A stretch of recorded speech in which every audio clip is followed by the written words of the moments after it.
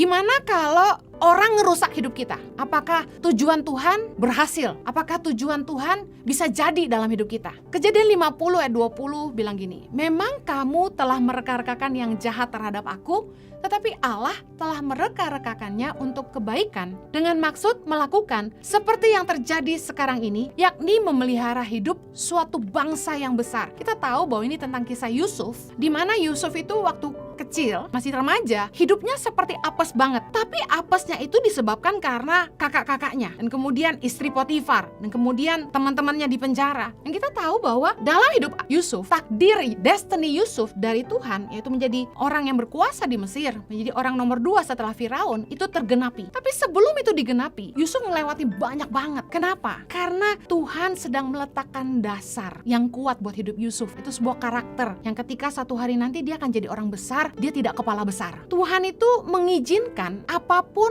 yang terjadi dalam hidup kita, meskipun tuh niat jahat orang sekalipun, Tuhan sanggup ubah jadi kebaikan. Mungkin orang merancangkan yang jahat sama kita, tapi Tuhan sanggup mengubahnya untuk mendatangkan kebaikan bagi kita. Roma 8:28, bahwa di dalam segala sesuatu Allah turut bekerja untuk mendatangkan kebaikan bagi kita. Saya percaya bahwa sekalipun orang berusaha merusak hidup kita, kalau kita berharap sama Tuhan, Tuhan sanggup mengubah itu jadi kebaikan. Waktu kita jatuh, waktu kita hidup dalam dosa, waktu kita gagal, mungkin ini pernah jadi pertanyaan bagi setiap kita, karena ini pernah jadi pertanyaan saya. Tuhan, di mana sih waktu orang tua saya ninggalin saya? Tuhan, di mana sih waktu saya jatuh dalam dosa? Tuhan, di mana sih waktu orang-orang tuh memperlakukan saya nggak adil? Nah, saya mau kasih tahu, hari ini saya ngerti bahwa Tuhan itu selalu bersama saya, menemani saya. Tuhan ikut sedih waktu saya nangis, waktu saya nggak bisa bayar uang kuliah, Tuhan ikut nangis sama saya. Tuhan memberi saya kekuatan untuk melewati semua. Tahukah Anda bahwa salah satu kasih karunia Tuhan dalam hidup kita adalah gini, mungkin hidup kita sulit, mungkin hidup kita sukar, tapi saya mau bilang gini, Tuhan kasih jalan keluar. Tuhan kasih kekuatan untuk kita bisa ngelewatin itu semua. Mungkin hidup kita kayaknya nggak mudah, tapi kasih karunia-Nya menyertai kita, sehingga kita beroleh kekuatan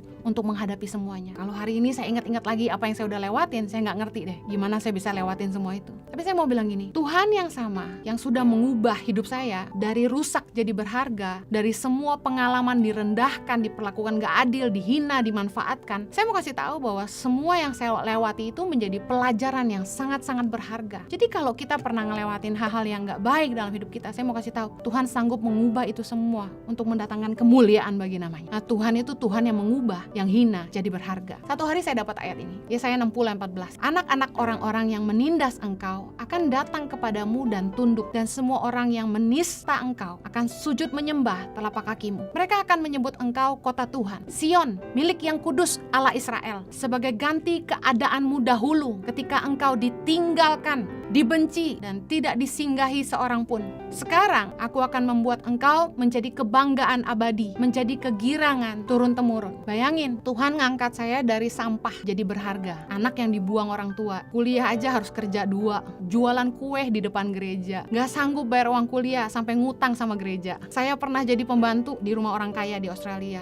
Saya lihat betapa Tuhan tuh nyertai luar biasa. Dari hidup yang sulit banget, Tuhan tuh menyertai sampai saya lihat banget bahwa Tuhan tuh pembela. Dulu saya direndahkan, dihina, gak dianggap orang. Bahkan belum lama ini, waktu sebelum COVID, saya sama Jojo lagi ke airport, masuk ke lounge, ketemu sama salah satu hamba Tuhan senior yang kenal kami sudah lama, sejak di Australia. Dia bilang gini sama saya sama Jojo, Henny, kalau Jojo om percaya.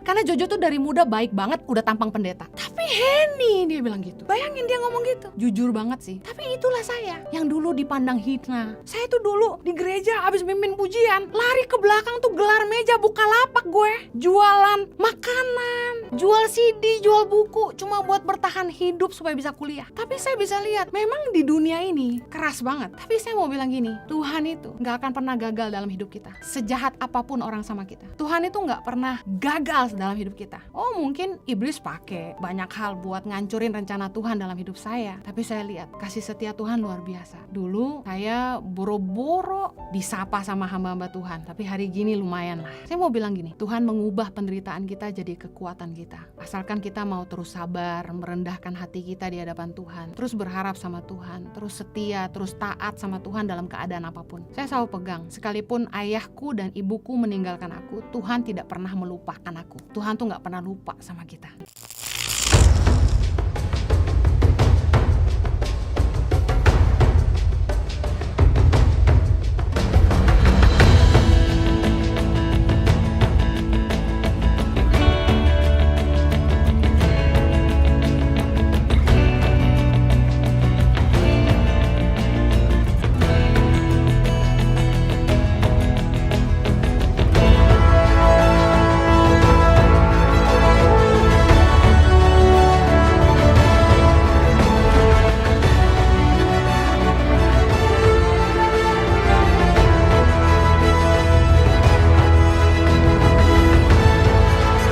Cerita anak pedalaman dalam meraih mimpi dan mengejar cita-cita bersama Tangan Pengharapan.